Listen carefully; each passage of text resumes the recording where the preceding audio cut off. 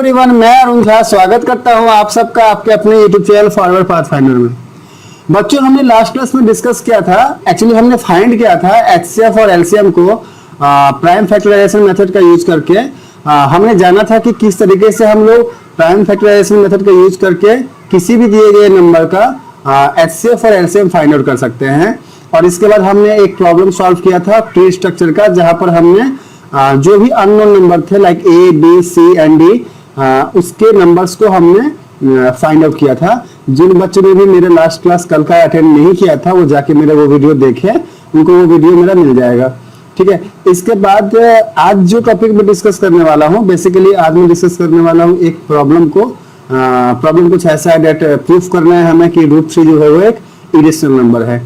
तो बच्चों, पहले के हमारे कुछ क्लासेस हैं जिसमें हमने काफी बातें डिस्कस की हुई है, लाइक इंटीजर क्या होता है, रियल नंबर क्या होता है, नेचुरल नंबर क्या होता है, रेशनल नंबर क्या होता है, को प्राइम नंबर क्या होता है। मेरा सबसे पहला क्लास रियल नंबर का, जिसमें मैंने इन सारे टॉपिक के ऊपर में बहुत ही डिटेल में डिस्कशन किया हुआ है। तो बच्चों, अगर आपको इस टाइप के प्रॉब्लम सॉल्व करने हैं ना, तो आपका जो बेसिक फंडा है ना वो पूरा क्लियर होना चाहिए। अगर वो बेसिक फंडा आपको क्लियर नहीं है, वहां थोड़ा भी डाउट है, तो इस वीडियो को आप यहीं पे स्टॉप करो, जाके मेरा जो पहले वाला वीडियो है, सबसे पहले वाला वीडियो रियल नंबर का, उसको जाके आप सबसे पहले देखो।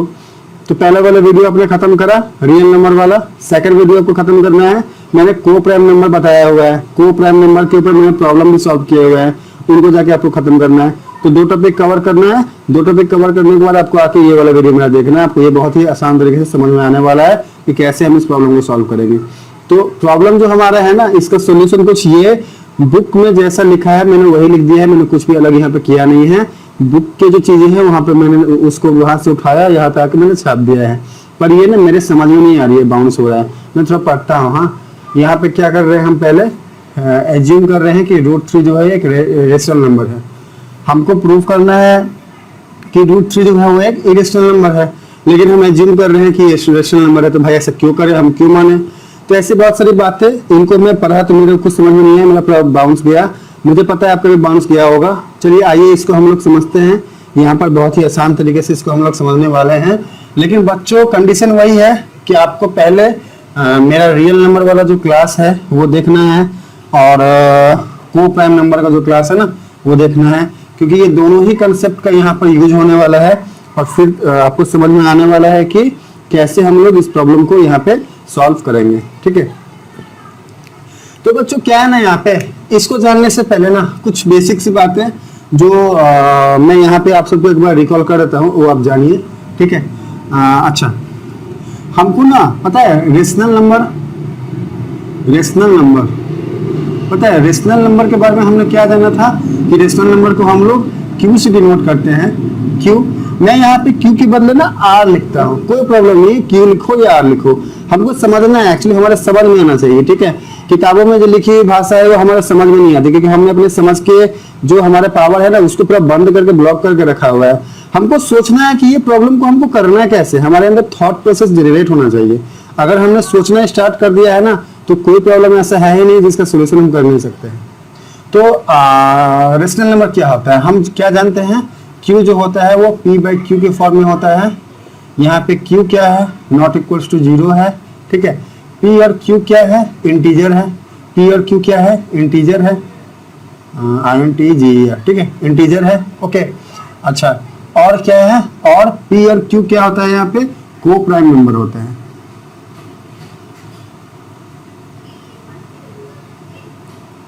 तो यहाँ पर की पॉइंट क्या पाया हमने यहाँ पर क्या देखा ना, एक वर्ड आया है को प्राइम।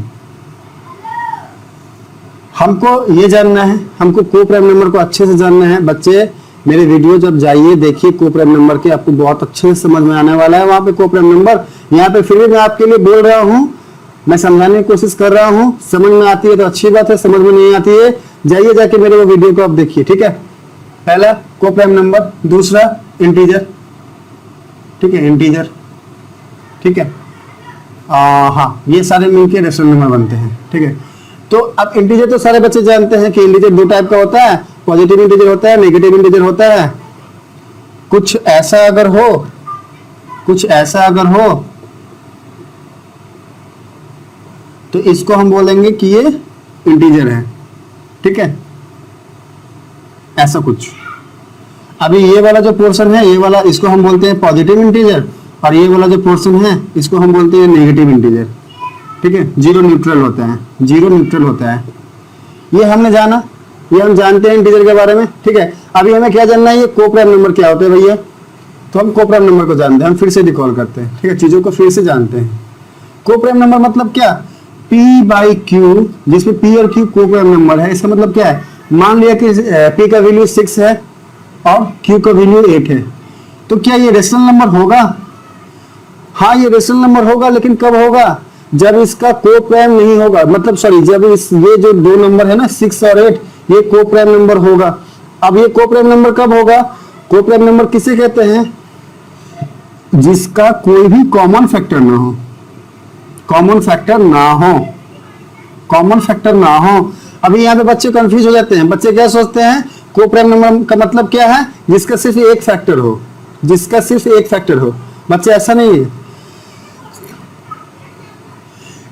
एक फैक्टर हो ऐसा नहीं है, जिसका फैक्टर कोई नहीं होता, सिर्फ एक होता है। जैसे एग्जांपल के लिए 1/3, अभी इसका कोई फैक्टर नहीं है। या फिर 5/3, 5/3 का जैसे एग्जांपल के लिए ना, एग्जांपल के लिए मैं क्या करता हूं ना, एक एग्जांपल लेता हूं 5/3 का। 5/3 का मतलब क्या है, 5 का मतलब क्या है, 5 को हम कैसे लिख सकते हैं, 5 into 1, 3 को कैसे लिख सकते हैं, 3 into 1। तो अब इन दोनों नंबर में ना कॉमन सिर्फ एक ही आ रहा है, वो है 1, बाकी कुछ भी कॉमन नहीं है यहाँ पे। तो जिस किसी भी नंबर का कॉमन फैक्टर 1 आए, मतलब कोई भी कॉमन फैक्टर ना आए, क्योंकि 1 तो सब में आता है, मतलब कोई कॉमन फैक्टर इसका नहीं है, वो होगा कोप्राइम नंबर। मतलब 5/3 जो है ना, यही होगा कोप्राइम नंबर। मतलब कोप्राइम नंबर का मतलब क्या है, जिसको हम और नहीं तोड़ सकते हैं, और नहीं काट सकते। एग्जाम्पल के लिए अगर यही 5/3 25/3 हो जाए, 25/3 हो जाए, ऐसा कुछ हो जाए, 25/9 हो जाए, तो क्या ये कोप्राइम नंबर है? ये कोप्राइम नंबर नहीं है। ये क्यों नहीं है बच्चों? ये इसलिए नहीं है क्योंकि इसका कॉमन फैक्टर निकलेगा। कैसे निकलेगा, अब देखो यहाँ पे क्या हो जाएगा, 25 को हम कैसे लिखेंगे, 5 into 5। ठीक है, 9 को कैसे लिखेंगे, सॉरी मैं ये यहाँ पर करके दिखाता हूँ। 25 को 5 into 5, ठीक है। 9 को कैसे लिखेंगे, 3 into 3। 9 को हम कैसे लिखेंगे, 3 into 3। अब बच्चों आप इसमें एक चीज देखो ना, इसमें कॉमन, इसका कोई भी कॉमन फैक्टर आ रहा है क्या, कुछ भी कॉमन है? ऊपर 5 है, नीचे 3 है, कॉमन कुछ आ ही नहीं रहा है, 1 तो आएगा ही। तो ये क्या हो गया, कोई भी कॉमन फैक्टर नहीं आ रहा है 1 को छोड़ के। तो मैंने जब इसके पहले बोला था कि 25/9 कोप्राइम नंबर नहीं होगा, अगर मैंने ऐसे बोला वो गलत बोला ना, क्योंकि ये कोप्राइम नंबर होगा ना। क्यों होगा, क्योंकि इसका कॉमन फैक्टर कोई आ ही नहीं रहा है 1 को छोड़ के। तो 25/9 क्या हो गया, ये कोप्राइम नंबर हो गया। लेकिन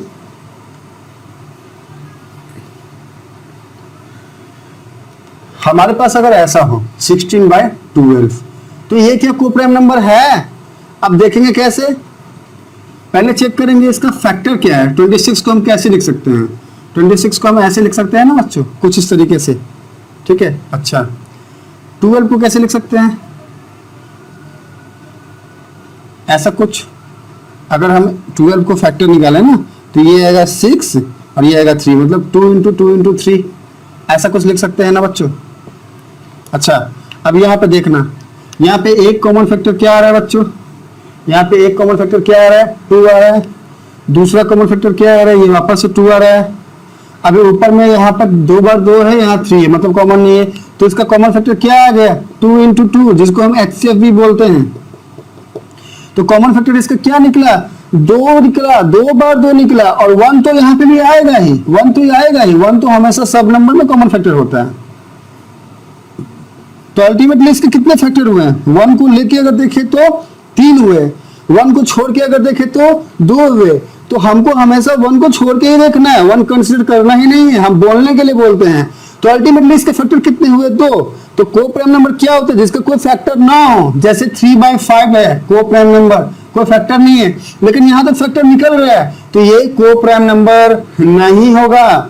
ये कोप्राइम नंबर कब होगा, जब हम इसको कट करेंगे। इसको कट कैसे करेंगे, ये हो जाएगा 8, ये हो जाएगा 6। अगर हम 2 से कट करते हैं तो ये वापस से होगा 4, ये वापस से होगा 3। अभी क्या आ गया, अभी आ गया 4/3। अभी ये टोटल क्या है 4/3। तो ये जो 4/3 आया है ना, अब इसको चेक करते हैं। 4 का मतलब क्या है 2 × 2, 3 का मतलब क्या है 3 × 1। अब यहाँ कुछ कॉमन है क्या, यहाँ कुछ भी कॉमन नहीं है, यहाँ पर एक ही चीज कॉमन आ रहा है क्या 1। अगर यहाँ भी 1 लेते हैं तो अगर 1 कॉमन आ रहा है मतलब इसका कोई फैक्टर कॉमन निकला क्या, 1 को छोड़ के नहीं निकला। तो अगर कॉमन फैक्टर 1 को छोड़ के कोई दूसरा नहीं निकल रहा है तो हम बोलेंगे वो कोप्राइम नंबर है। मतलब 4/3 ये क्या हो जाएगा, ये कोप्राइम नंबर हो जाएगा, ये होगा कोप्राइम नंबर। लेकिन 16/12 यहां से ये जो चीजें हमने अभी डिस्कस किया है, ये वाला यहां से हमने क्या पाया 16/12 कोप्राइम नंबर नहीं है। क्यों नहीं है, क्योंकि इसका कॉमन फैक्टर है ना, क्या है ये 2 × 2 मतलब 4, 1 तो कॉमन आएगा ही। तो हमने क्या जाना, हमने ये जाना कि कोई भी नंबर कोप्राइम नंबर हम तब बोलते हैं जब उसका कोई कॉमन फैक्टर ना आए। अगर कॉमन फैक्टर आ रहा है मतलब वो कोप्राइम नंबर नहीं है। हम उसको और सिंप्लीफाई करेंगे, हम उसको और काटेंगे। काटने के बाद जो सबसे छोटी वाली नंबर आएगी ना, छोटी वाली नंबर जहाँ पे वो अब कटेगा नहीं, वहां पर जाके हम बोलेंगे कि ये कोप्राइम नंबर है। आपको समझ में आ रहा है ना, छोटा वाला नंबर जो कटे ना, जो कटेगा नहीं। जैसे एग्जांपल के लिए 4/3 छोटा वाला नंबर है किसका 16/12 का, अब नहीं कटेगा। लेकिन 16/12 कट रहा था तो उसको हम कोप्राइम नंबर नहीं बोल रहे थे, कटने के बाद जो नंबर आया उसको कोप्राइम नंबर बोल रहे थे। तो कोप्राइम नंबर का कंसेप्ट क्लियर होना बहुत जरूरी है इस प्रॉब्लम को सॉल्व करने के लिए। तो कोप्राइम नंबर का कंसेप्ट यही हो गया कि जो नंबर का एक भी फैक्टर ना हो, कॉमन फैक्टर ना हो, एक भी कॉमन फैक्टर ना हो, कॉमन फैक्टर नहीं मतलब एक भी फैक्टर ना हो, ये बात गलत हो जाएगी। फैक्टर्स तो निकलेंगे पर दोनों नंबर को मिलाकर देखेंगे तो कॉमन फैक्टर नहीं निकलेंगे। ठीक है, मैं पूरी कोशिश किया हूँ कवर करने का, फिर भी समझ में नहीं आया ना तो आप जाके मेरा कोप्राइम नंबर वाला वीडियो देखिए, वहां पर मैंने प्रॉब्लम को सॉल्व किया हुआ है, आपको पक्का समझ में आएगा। और रियल नंबर का भी वीडियो देख देखिए। तो हमने यहाँ पे क्या क्या जाना, हमने जाना कोप्राइम नंबर, हमने जाना इंटीजर और हमने जाना रेशनल नंबर। ठीक है, हम नोट करके यहाँ लिख लेते हैं। हमने क्या जाना, रेशनल नंबर जो होता है आर जो होता है वो p/q होता है, जहां पर q की वैल्यू 0 के बराबर, q की वैल्यू कभी भी 0 नहीं होती है और p और q जो है वो कोप्राइम नंबर होता है। ये हमारे दिमाग में रखना है। अब हम इसे सॉल्व करते हैं बच्चों। अब यहाँ पर क्या दिया गया है ना कि हमको प्रूफ करना है कि √3 जो है ना एक इरेशनल नंबर है। पता है हम हमारे बचपन में छोटे में हम क्या करते थे, हम क्लास 7 में क्लास 8 में हमको कुछ भी प्रॉब्लम सॉल्व करने के लिए दिया जाता था तो हम क्या करते थे कि मान लिया कि इसका वैल्यू x है, पहले हम मानते थे, पहले हम कंसिडर करते थे, इसके बाद हम एक रिजल्ट पे आते थे। तो मैथ की दुनिया, गणित की दुनिया एक ऐसी दुनिया है ना बच्चों जहां पर हमें पहले कुछ पता नहीं होता, हम पहले चीजों को मानते हैं, मान के चलना स्टार्ट करते हैं, फिर हमें पता चलता है कि जो कुछ भी हमने माना वो सही माना या गलत माना। अगर हमने सही मान लिया, हमने जो माना वो सही है तो हमको एक नया फंडा मिलता है, हमको एक नया फॉर्मूला मिलता है। और हमने जो भी माना है वो गलत है तो हमको वहां से समझ में आता है कि हमने जो कोई प्रोसेस किया है वो गलत है। तो यहाँ पर √3 को हमको इरेशनल नंबर प्रूफ करना है। ठीक है, अभी अब √3 का जो भी वैल्यू होता है मैं उस पर नहीं जाऊंगा।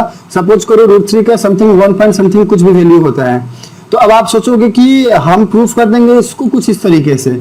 मतलब रेशनल नंबर का मतलब क्या होता है कि कोई भी एक नंबर, अगर मान लो ऐसा कुछ दिया गया है 2 4 5 6 7, अगर ऐसा कोई रिपीटिंग नंबर दिया गया है तो हम इसको लिख करके बता देंगे कि ये इरेशनल नंबर नहीं है। नहीं बच्चे, ऐसा नहीं करना, क्योंकि ये तो पहले से ही हमें पता है कि ये इरेशनल नंबर है, हमने पढ़ाई किया था ना रियल नंबर वाले चैप्टर में। अब हमको प्रूफ करना है कि ये क्यों नहीं है इरेशनल नंबर। तो इसको प्रूफ करने का जो बेसिक तरीका है ना उसको मैं डिस्कस कर रहा हूँ, उसको आप समझिएगा।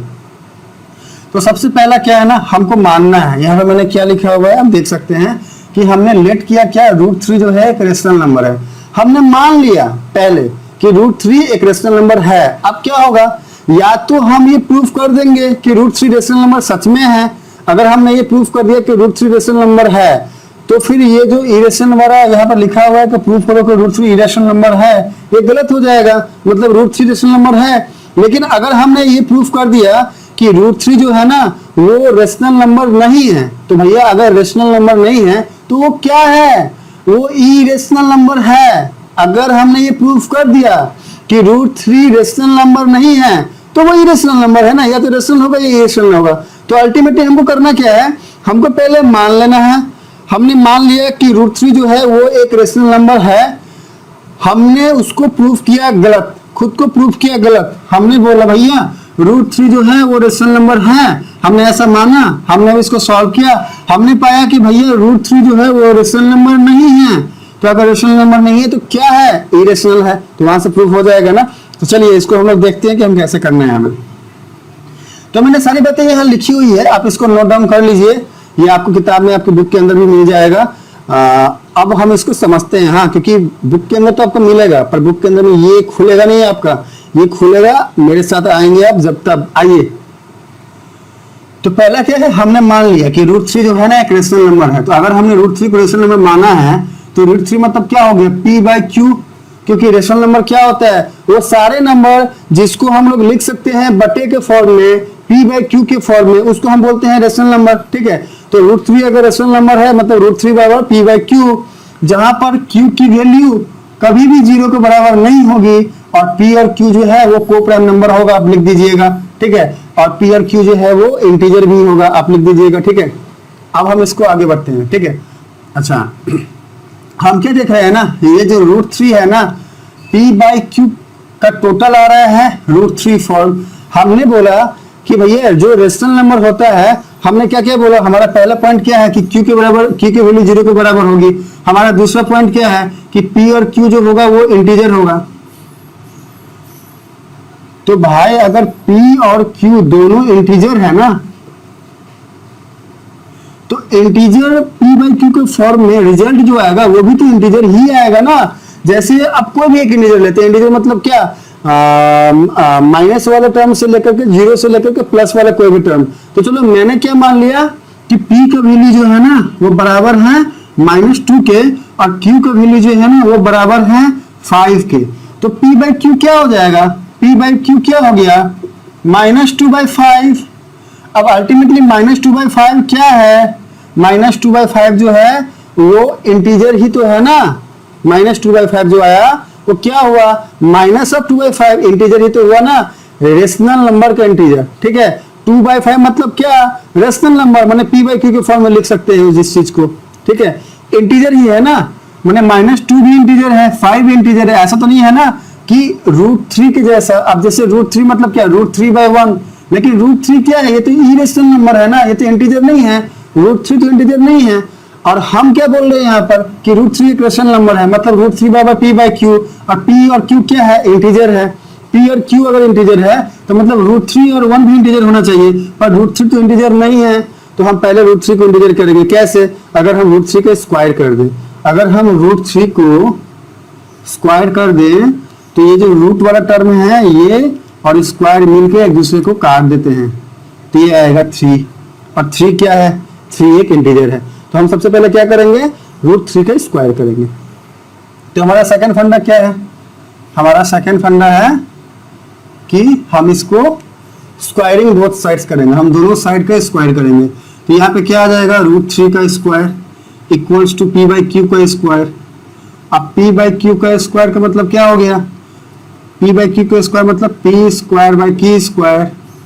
अब √3 का स्क्वायर का मतलब होता है 3, मतलब 3 बराबर p²/q²। अब इसको हम कैसे लिख सकते हैं, अब हम इसको लिख सकते हैं और p² इक्वल्स टू, अगर हम इस टर्म को यहाँ पे लेके आए, मतलब कि हम क्रॉस मल्टीप्लीकेशन करें। ठीक है, क्रॉस मल्टीप्लीकेशन हम सामने पढ़ा था, तो ये क्या हो जाएगा 3q²। मतलब कि ये इस पार था, हमने इसको इस पार ले आया। ठीक है, दो रास्ते हैं, एक बंदा यहाँ है, एक बंदा यहाँ है, हमने उसको बोला तो यहाँ पे आ जाए, ऐसे कुछ हमने यहाँ पे किया है। क्रॉस मल्टीप्लिकेशन में यही होता है। ठीक है, हम ऐसा ले आए। अच्छा, अब यहाँ पे समझिएगा, यहाँ पे हम एक टर्म देख रहे हैं, वो टर्म कुछ ऐसा है ना 3q²। इसको समझना है हमें। हाँ, हम इसको समझते ही, हम अगर 3q² को समझ गए ना तो और कुछ बचा नहीं है। ठीक है, देखो बच्चों, 3q² का मतलब क्या होता है कि 3 का मल्टीपल, Q जो है ना वो 3 का मल्टीपल है। अब इसका मतलब समझिएगा, 3Q²। मान लिया कि Q का वैल्यू 2 है, मान लिया कि Q का वैल्यू 2 है, तो ये क्या हो जाएगा 3 इंटू 2 का स्क्वायर। अब ये जो 3 इंटू 2 का स्क्वायर है ना, इसको हम लोग 3 से तो भाग दे सकते हैं ना, हम इसको 3 से भाग दे सकते हैं। हम अगर 3 से गुना कर सकते हैं तो हम इसको 3 से भाग भी दे सकते हैं। अब एग्जाम्पल के लिए हम ये टर्म को रखते हैं, बाकी को इरेज करते हैं, इसको इरेज करते हैं। हमको इसकी जरूरत है, ये चाहिए हमें। हाँ, अब समझना इधर। मान लिए एक एग्जाम्पल, हमने एक नंबर लिया 4, ठीक है। क्या 4 को हम 3 से डिवाइड कर सकते हैं? 4 से पहले हम एक और एग्जाम्पल लेते हैं, ठीक है। हम एक एग्जाम्पल लेते हैं 6 का। 6 को क्या 3 से डिवाइड कर सकते हैं? हाँ कर सकते हैं ना। 6/3 कटेगा, बराबर आएगा 2, पूरा कट गया, ठीक है। मतलब पूरा कटने वाला डिवाइड, ये नहीं कि डेसिमल में आंसर आ रहा है, पूरा कट जा रहा है। क्या 3 से कट जा रहा है? क्यों? क्योंकि हम 6 को लिख सकते हैं 3 इंटू 2। अब 3 इंटू 2 को हम अगर 3 से डिवाइड करें तो यहाँ वाला टर्म यहाँ वाला टर्म 3 में कट जा रहा है ना। अब 3 इंटू 2 का मतलब क्या है? ये है कि 6 जो है वो 3 का मल्टीपल है।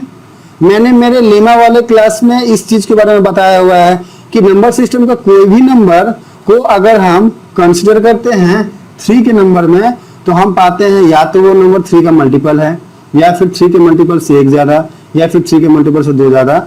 जाकर चेक करिए, आप इस वीडियो को देखिए। जिस बच्चे ने ये वीडियो देखा नहीं है, बच्चे आपको ये कंसेप्ट यहाँ पर फिर समझ में बहुत अच्छे से नहीं आएगा अगर आपने वो वीडियो देखा नहीं है। एक एक करके मेरे वीडियो को देखना है। पहले रियल नंबर देखो, फिर जाकर लेमा का वीडियो देखो यूक्लिड्स डिवीजन लेमा जो है वो, फिर यूक्लिड्स डिवीजन एल्गोरिथम को देखो, फिर कोप्राइम को देखो, फिर जो मैंने न्यूमेरिकल सॉल्व किया है उसको देखो, फिर उसके बाद मैंने प्राइम फैक्टराइजेशन मेथड के ऊपर न्यूमेरिकल सॉल्व किया है उसको देखो, फिर मैं ये करा रहा हूँ उसको देखो। तो एक एक करके आपको सारा देखना है, ठीक है। अच्छा, तो ये अल्टीमेटली क्या हुआ? 6 क्या है? 3 का मल्टीपल है। तो अगर 6 3 का मल्टीपल है तो इसका मतलब क्या हुआ कि 3 का मल्टीपल का कोई भी फॉर्म का नंबर हो, m के जगह पे कुछ भी हो, वो 3 से डिवाइड किया जा सकता है। अब m के जगह पे हम 1 ले सकते हैं, 2 ले सकते हैं, 3 ले सकते हैं, 4 ले सकते हैं। यहाँ पर 4 3 से डिवाइड होता है क्या? नहीं होता है ना। 4 को 3 से डिवाइड नहीं कर सकते हैं हम, डेसिमल में वैल्यू आएगा, कटेगा नहीं पूरा। लेकिन अगर 3 का मल्टीपल हो और यहाँ पर m की वैल्यू 4 हो, मतलब अगर हम यहाँ पर m के बदले में 3m के बदले में m की वैल्यू अगर 4 हो तो 3 इंटू 4 लिख सकते हैं ना, ये भी नंबर तो 3 से डिवाइड आराम से हो जाएगा ना बच्चे। समझ पा रहे हो मेरी बात को? तो 4 तो डिविजिबल नहीं है 3 से, लेकिन अगर मल्टीपल के फॉर्म में 4 आ रहा है ना, 3 के मल्टीपल के फॉर्म में, तो डिविजिबल है। तो अल्टीमेटली 3 का मल्टीपल, ये जो टर्म है ना, ये वाला टर्म, ये हम क्या लिख सकते हैं इसको? 3 का मल्टीपल। अब अगर 3 का मल्टीपल है तो 3 से डिवाइड हो जाएगा, ये 3 से भाग हो जाएगा, 3 से ये भाग हो जाएगा। अब अगर ये 3 से वाला, ये वाला भाग 3 से हो रहा है पूरा, तो ये बराबर बोल रहा है p² के, ये तो बराबर बोल रहा है p² के। तो अगर ये वाला टर्म 3 से भाग हो जा रहा है तो ये वाला टर्म भी तो 3 से भाग हो गया ना बच्चों। मतलब p² भी 3 से डिविजिबल है। तो हमने यहां से क्या पाया? हमने यहां से ये पाया कि अगर 3 का मल्टीपल मतलब 3Q² 3 से डिविजिबल है, मतलब p² भी 3 से डिविजिबल है। p² को हम 3 से भाग दे सकते हैं, ये पूरा का पूरा कट जाएगा, पूरा का पूरा कट जाएगा। अब एग्जांपल के लिए मानते हैं कि p का वैल्यू है 6, ठीक है। तो 6 का स्क्वायर मतलब क्या है? ये बटा 3। अब ये मतलब 6 गुना 6 क्या? 6 का स्क्वायर मतलब क्या? 6 इंटू 6 बटा 3, ठीक है। तो अब ये अगर काटते हैं इसको तो कट गया ना बच्चों। मतलब अगर हम सिर्फ एक 6/3 लेते हैं तो ये तो कट गया ना, 3 में 6। मतलब कि अगर p² 3 से डिवाइड हो जा रहा है, p² मतलब क्या? अगर p की वैल्यू 6 है मतलब 6² 3 से डिविजिबल है, तो सिर्फ p भी तो डिविजिबल है ना, क्योंकि p² का मतलब क्या है? p into p। p का वैल्यू अगर 6 है मतलब इसका मतलब क्या है? 6 इंटू 6, 6 इंटू 6, तो ये भी 3 से डिविजिबल है। तो मतलब क्या है कि p² अगर 3 से भाग लगता है, p² को अगर 3 से भाग हम कर सकते हैं, तो मतलब क्या p को भी 3 से भाग कर सकते हैं। तो यहां पर हमने क्या पाया? हमने यहां पे क्या पाया? हमने यहां पे पहला पॉइंट क्या पाया कि P जो है उसको हम लोग भाग कर सकते हैं, हम P को भाग कर सकते हैं, ठीक है, भाग कर सकते हैं किससे? 3 से, ठीक है। हमारी भाषा में लिखना है, वो लंबा चौड़ा भाषा में जाना नहीं तो समझ में नहीं आता है। P इज डिविजिबल बाय 3, वही चीज है ना, इसको जो मैंने लिखा है हमारी भाषा में, P को 3 से भाग कर सकते हैं, P इज डिविजिबल बाय 3, समझ में जिसमें आता है उसको आप लिखिए, ठीक है। अच्छा, अब यहां से हमने पहला पॉइंट पाया कि P जो है वो 3 से विभाजित है, भाग कर सकते हैं। यहां तक कोई प्रॉब्लम होनी नहीं चाहिए। अगर यहां तक प्रॉब्लम आ रहा है, वीडियो को यही पॉज करिए, आगे नहीं देखना है, फिर से वापस से वीडियो रिपीट करिए। प्रॉब्लम आ रहा है फिर से रिपीट करिए, फिर भी प्रॉब्लम आ रहा है तो जाके मेरे वीडियोस को देखिए, रियल नंबर वाला, को प्राइम नंबर वाला। आपके को प्राइम नंबर का कंसेप्ट क्लियर होना चाहिए, आपके इंटीजर्स के कंसेप्ट क्लियर होने चाहिए, आपके रेशनल नंबर का कंसेप्ट क्लियर होना चाहिए। अगर ये तीनों कंसेप्ट क्लियर है तो ये समझने में कोई प्रॉब्लम नहीं आएगी आपको। तो हमारे पास अब यहाँ पे डाटा क्या था, पी स्क्वायर बराबर 3 स्क्वायर। मैं थोड़ा सा इसको इरेज करता हूँ, अब इसको मैं यहाँ पे लिखता हूँ। हमारे पास ये एक डाटा है। अच्छा, हमको एक और चीज हमको क्या मिला था कि P जो है वो 3 का मल्टीपल है। अभी थोड़ी देर पहले हमको मिला था, हमने जो भी प्रोसेस फाइंड आउट किया था ना, हमने पाया था कि P स्क्वायर जो है, P जो है वो 3 का मल्टीपल है। अब यहाँ पे देख सकते हो हमने ऐसा कुछ भाग दिया था, इसके बाद ये कुछ आया था, P square equal to 3Q square आया था। तो यहाँ से हमने क्या पाया था कि P स्क्वायर जो है, P जो है वो 3 का मल्टीपल है, हमने ये पाया था। अब देखो हम 3 से डिवाइड करते हैं 3Q स्क्वायर को, सो 3 डिवाइड्स करेगा P स्क्वायर को, लेकिन 3 प्राइम नंबर है, मतलब P जो है 3 से डिविजिबल है। P अगर 3 से डिविजिबल है, मतलब P को हम अगर 3 से भाग दे रहे हैं, तो वो क्यों दे रहे हैं? क्योंकि P 3 का मल्टीपल है। P अगर 3 का मल्टीपल है तभी तो हम इसको 3 से भाग दे रहे हैं। तो हमारे पास एक कंडीशन क्या आया, P इक्वल्स टू 3m। अब इसी को हम यहाँ पुट करेंगे, P के बदले में 3m पुट करेंगे, इसका स्क्वायर है पहले से, बराबर 3Q स्क्वायर। अब इसको सॉल्व करेंगे तो ये क्या आएगा, 9m स्क्वायर आएगा इक्वल्स टू 3Q स्क्वायर आएगा। अब ये यहाँ पर कटेगा तो क्या आएगा, 3m square equals to Q square. अब यहाँ पे रुकना, अब ये जो आया ना, ये इसको समझना है। अभी इसको समझते ही हमारा प्रॉब्लम सॉल्व हो गया, ठीक है। ये वाला जो टर्म है ना 3m स्क्वायर, ये वापस से डिविजिबल है किससे, 3 से। तो अगर ये वाला टर्म 3 से डिविजिबल है, मतलब Q स्क्वायर भी 3 से डिविजिबल है, तो हमारे पास एक और टर्म क्या आ गया, हमारे पास एक और टर्म आ गया कि Q स्क्वायर को हम भाग दे सकते हैं 3 से। अगर Q स्क्वायर को हम 3 से भाग दे सकते हैं, मतलब Q को भी 3 से भाग दे सकते हैं। मतलब हमने क्या देखा कि Q जो है वो 3 से विभाजित हो रहा है। ऊपर में हमने क्या पाया था, P को 3 से भाग दे सकते थे, नीचे में हमने क्या पाया, Q को भी 3 से भाग दे सकते हैं। तो हमने टोटल क्या पाया कि P और Q दोनों ही 3 से डिविजिबल है, डिविजिबल बाय 3। मतलब P और Q तीनों दोनों ही 3 से डिविजिबल है। तो इसका मतलब क्या है, इसका मतलब ये, मान लो P का वैल्यू 6 है और Q का वैल्यू 9 है, मतलब P को कैसे लिख सकते हैं हम लोग, 2 into 3, और Q इसको कैसे लिख सकते हैं, 9 को 3 into 3। अब अगर P को 6 लिया ना हमने, 6 को हमने लिखा 2 into 3, तो ये तो 3 से भाग हो जाएगा क्योंकि यहाँ पर 3 है। Q हमने लिया यहाँ पर 9 मतलब 3 into 3। अब ये भी 3 से डिविजिबल हो जाएगा क्योंकि यहाँ पर 3 एक फैक्टर है, ठीक है। तो जब P और Q दोनों ही 3 से डिवाइड हो जा रहा है, तो इसका मतलब क्या है कि इन दोनों में एक कॉमन फैक्टर है 3। अगर इन दोनों में एक कॉमन फैक्टर 3 आ गया तो क्या P और Q को प्राइम नंबर हुआ? नहीं हुआ, क्योंकि मैंने पहले बताया कि को प्राइम नंबर तब होगा जब इसका कोई कॉमन फैक्टर नहीं आएगा 1 को छोड़ के। तो यहाँ पर इसका 1 कॉमन फैक्टर तो है, लेकिन साथ में एक और कॉमन फैक्टर आ गया, वो है 3। तो P बाय Q का एक और कॉमन फैक्टर आ गया क्या, 3। तो P बाय Q का अगर कॉमन फैक्टर 3 आ गया तो इसका मतलब है P और Q जो है वो को प्राइम नंबर नहीं है। अगर P और Q को प्राइम नंबर नहीं है तो P और Q कभी भी एक रेशनल नंबर नहीं होगा। अगर P और Q एक रेशनल नंबर नहीं है तो फिर वो क्या हुआ, वो इरेशनल नंबर हुआ। हमको प्रूव यही करना था ना बच्चे, √3 को प्रूव करो कि वो इरेशनल नंबर है। कितना आसान है। अब इसी को मैंने यहाँ पर लैंग्वेज में लिखा हुआ है कि पता नहीं आपको समझ में आया नहीं आएगा। आपको ये चीज समझ में आ गई, अब इसी चीज को आपको अपनी लैंग्वेज में अपने हिसाब से लिखना है। चलो मैं ये आपके लिए एक बार रिकॉल कर देता हूँ, ठीक है। देखो यहाँ पे मैंने क्या लिखा, लेट √3 इज रेशनल नंबर, मैंने पहले ही माना। तो √3 अगर रेशनल नंबर है मतलब √3 मतलब क्या, p/q के फॉर्म लिख सकते हैं, जहां पर p/q क्या है, इंटीजर है, ठीक है। अगर p/q इंटीजर है, q की वैल्यू 0 के बराबर नहीं है, और तीसरा कंडीशन क्या है, p/q जो है को प्राइम नंबर है। को प्राइम नंबर का मतलब क्या होता है, जिसका कोई कॉमन फैक्टर ना हो। इसका मतलब क्या होता है, इसका मतलब होता है ना, इसका मतलब होता है जिसका कोई कॉमन फैक्टर ना हो, कॉमन फैक्टर ना हो, कॉमन फैक्टर ना हो, ठीक है, कॉमन फैक्टर ना हो, ना हो, मैंने लिख दिया है। आपको अगर ये दिख रहा है अच्छी बात है, नहीं दिख रहा है तो मैं फिर से बोल रहा हूँ, जिसका कोई कॉमन फैक्टर ना हो आप नोट बना लीजिए, इसमें लिख लीजिए। समझ में नहीं आ रही है, जाके मेरे को प्राइम नंबर वाला जो मैंने आप सबको बताया हुआ है उसको जाके वो वीडियो देखिए, आपको समझ में आएगा, ठीक है। तो ये हो गया कॉमन फैक्टर ना हो।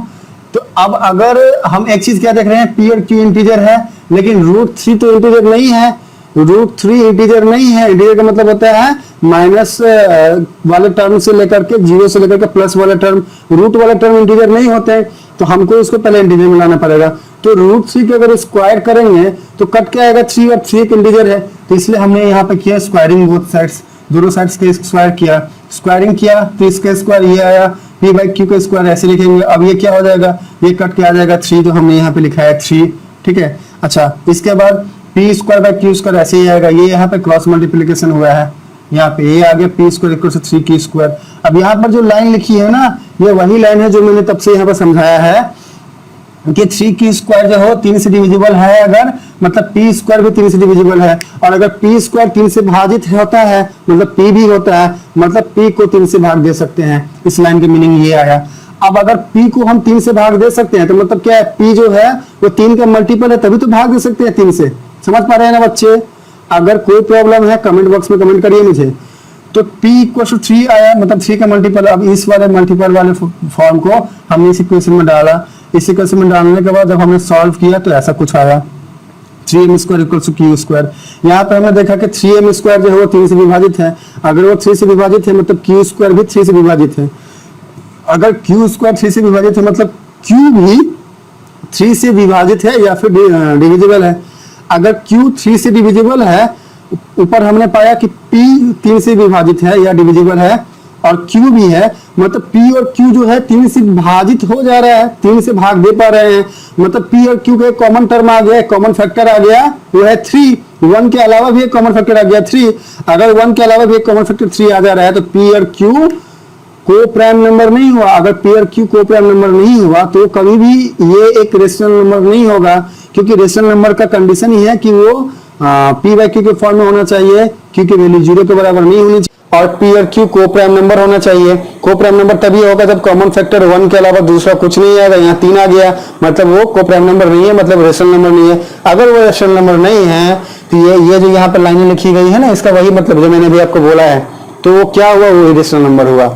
तो बच्चों इस तरीके से हमने ये प्रूफ कर दिया कि ये इरेशनल नंबर है। हमने माना कि इरेशनल था, पर हम अपने आप को प्रूफ कर नहीं पाए, हम गलत साबित हो गए, हम गलत साबित हो गए, हमने खुद को गलत साबित कर दिया यहाँ पे। तो हमने क्या पाया लास्ट में कि भैया हम गलत हैं, सही क्या है कि √3 एक इरेशनल नंबर है। कैसा लगा बच्चों वीडियो, आपको समझ में आया कि नहीं, मुझे कमेंट बॉक्स में कमेंट करिए। अगर अभी भी डाउट है तो मुझको आप कमेंट करिए, मैं फिर से कोशिश करूंगा आपको समझाने का। ये वीडियो को बार बार रिपीट करके देखिए, तब तक देखिए जब तक आपको सही समझ में नहीं आता है। इस वीडियो को देखने से पहले मैं फिर से रिपीट करता हूं, रियल नंबर मेरा जो चैप्टर है number 1 real number chapter, number 2 आपको जाकर देखना है को प्राइम नंबर वाला जो चैप्टर है वो, और इसके बाद इसके लिए आना है ये तीसरा। 3 वीडियो आपको देखना है, और तब तक देखना है पहले वीडियो को जब तक पूरा कंसेप्ट क्लियर ना हो। वहां पर आपको रेशनल नंबर जानना है, वहां पर आपको इंटीजर जानना है, वहां पर आपको को प्राइम नंबर जानना है। को प्राइम नंबर को और अच्छे से जानने के लिए को प्राइम नंबर के वीडियो में जो मैंने न्यूमेरिकल कराए हुए हैं आपको उसको जानना है। जब आप ये चीजें जान जाएंगे तो ये चीज आपको बहुत ही आसान तरीके से समझ में आ जाएगी।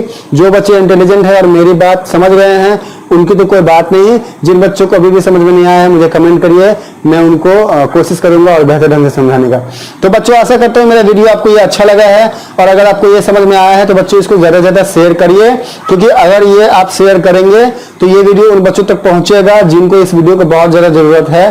तो आप जितना शेयर करेंगे उतना ज़्यादा ही ऐसे बच्चों का हेल्प कर पाएंगे जिनको इस तरह के वीडियो चाहिए। और अगर आपका कोई दूसरा क्वेरी है या फिर आपको किसी भी दूसरे वीडियो के ऊपर वीडियो चाहिए, किसी भी दूसरे कंसेप्ट के ऊपर वीडियो चाहिए, तो मुझे कमेंट बॉक्स में कमेंट करिए, अपने डाउट कमेंट करिए। मैं पूरा कोशिश करूंगा कि मैं आपके डाउट को क्लियर करूं। चलिए बच्चों, हम लोग मिलते हैं हम लोग हमारे अगले वीडियो में हमारे अगले कंसेप्ट के साथ। तब तक के लिए बाय बाय, गुड नाइट।